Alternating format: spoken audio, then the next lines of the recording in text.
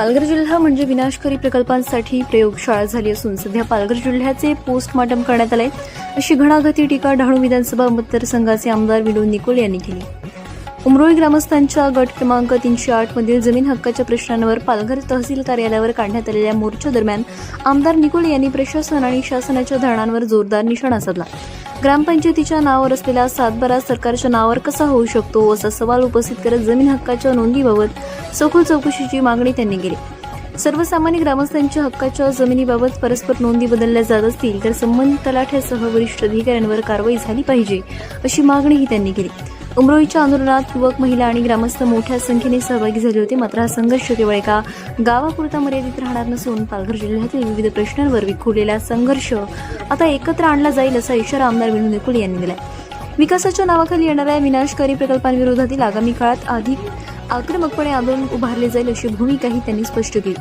त्यामुळे उमरोळीतील जमीन हक्काच्या आंदोलनाने आता पालघर जिल्ह्यातील व्यापक विकासाच्या प्रश्नांना आणि प्रस्तावित प्रकल्पाच्या विरोधातील संघर्षाला नवी दिशा मिळणार का याकडे सर्वांचं लक्ष लागलंय।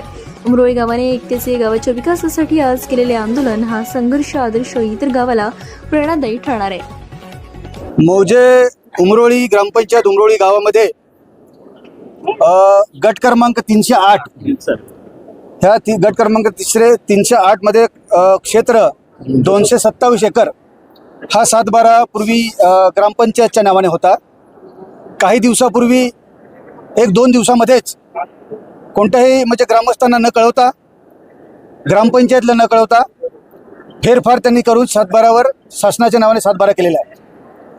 त्या जागेमध्ये अनेक लोकांची घरं आहेत, तिथे लोक राहत आहेत आणि अचानक हा सातबारा शासनाने त्यांच्या नावे केल्यामुळे सर्व ग्रामस्थ त्या ठिकाणी एकत्र आले। न्याय मागण्याकरिता मी एक लोकप्रतिनिधी म्हणून माझ्या कार्यालयात आले होते। त्यामुळे आजच्या मोर्चामध्ये मी या ठिकाणी उपस्थित राहिलो। त्यांच्या मागण्याचे ते समजून घेतलं। आम्ही तहसीलदारांना या ठिकाणी बोलवलं, त्यांना निवेदन दिलेलं आहे आणि जो काही सातबारा शासनाने शासनाच्या नावाने केलेला आहे तो सातबारा आम्ही निवेदन दिलेलं आहे की येत्या काही दिवसात तो पूर्वस्थितीत करावा, पुन्हा ग्रामपंचायतच्या नावाने तो सातबारा करावा।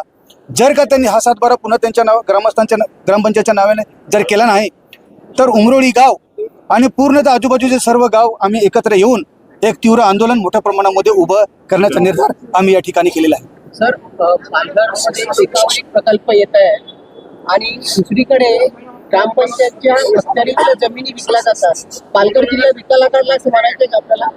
हे बघा, सरकारने पालघर जिल्ह्याला पूर्णतः पोस्टमार्टम करून टाकलेला आहे। पालघर जिल्ह्याचा शासनाने चौथी मुंबई घोषित केलेलं, पण पूर्ण आम्ही पालघर जिल्ह्यातले सर्व ग्रामस्थ त्याच्यामध्ये जात पात धर्म काय विषय नाही, फक्त ग्रामस्थ भूमिपुत्र म्हणून भूमिपुत्र आम्ही या ठिकाणी हे सांगू इच्छितो की हे जे प्रकल्प आहेत हे आम्हाला नको आहेत, परंतु तरीसुद्धा सरकार जबरदस्ती आमच्या भूमिपुत्रांच्या बोकांडी बसवण्याचा प्रयत्न करत आहे।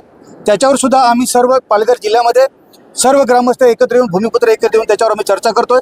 पुढची जी काही दिशा असेल ती पूर्ण ग्रामस्थ एकत्र येऊन ठरवतील, भूमिपुत्र येऊन ठरवतील। किनारपट्टीवरच्या सर्व भागामध्ये प्रकल्प एकावर एक येत आहे। या पार्श्वभूमीवर आता सर्व ही जी ह्याच्या विरोध आहे तो विरोध थोडा विखुरलेला आहे। तर एकजूट किंवा एक ताकद निर्माण करण्याच्या दृष्टीने भविष्यात आपण काय करणार आहात का? ताकद विखुरलेली आहे, प्रश्न तुम्ही अतिशय महत्त्वाचा प्रश्न तुम्ही विचारलेला आहे।